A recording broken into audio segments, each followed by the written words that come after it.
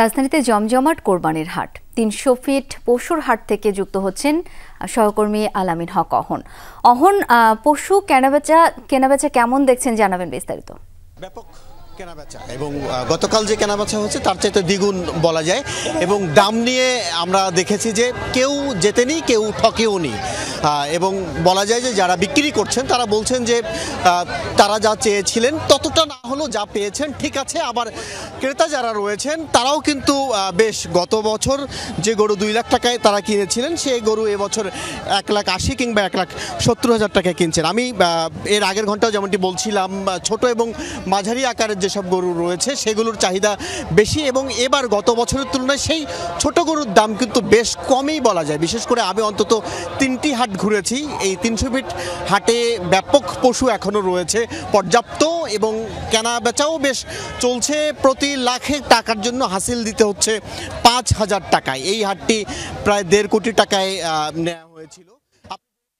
এই পশুর হাটগুলোতে হাসিল নিয়ে নির্ধারিত বিষয় কখনোই থাকে না, কত টাকা হাসিল নির্ধারণ করা হয়েছে এই বিষয়গুলো যদিও ম্যানিপুলেট হয় অনেক সময়।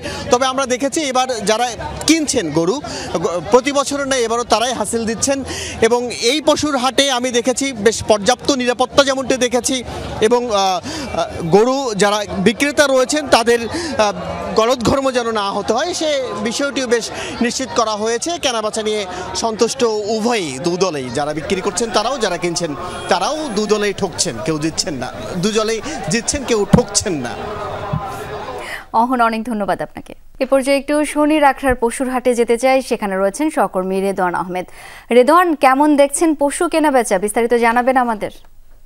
শাওন, বিকালের পর থেকেই কিন্তু এই রাজধানীর এই শনির আখড়ার যে হাট সেটি কিন্তু আসলে বেশ জমজমাট হয়ে গেছে। এর আগের ঘন্টা সংবাদে যেটি জানাচ্ছিলাম যে আসলে বড় গরুর ক্রেতা খুবই কম, কিন্তু এরই মধ্যে কিন্তু এই হাসলি কাউন্টারের সামনে যে কয়েকটি বড় গরু বাধা ছিল তার মধ্যে কিন্তু ইতিমধ্যে 2টি গরু বিক্রি হয়ে গেছে এবং ক্রেতারা বলছেন যে বেশ সুলভ মূল্যেই কিন্তু সেই গরুগুলো কিনতে পেরেছেন তারা।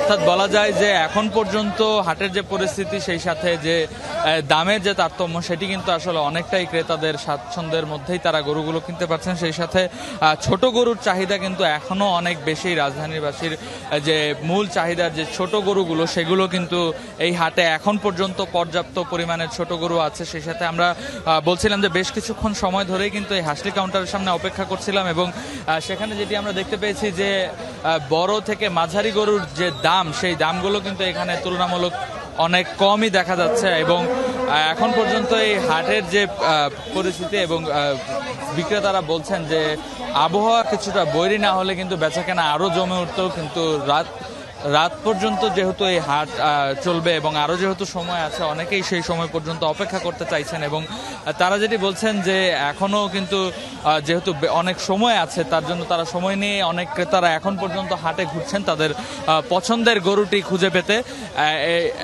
এখন পর্যন্ত কিন্তু এখন আমরা দেখতে পাচ্ছি যে এই হাটের যে পরিস্থিতি সেই পরিস্থিতিতে কিন্তু অনেকটাই জমজমাট এবং স্বাচ্ছন্দ্যেই কিন্তু ক্রেতা বিক্রেতা সবাই কিন্তু আসলে উৎসব মুখর পরিবেশে কিন্তু এই হাটের বেচা কিনা কিন্তু তারা উপভোগ করছেন।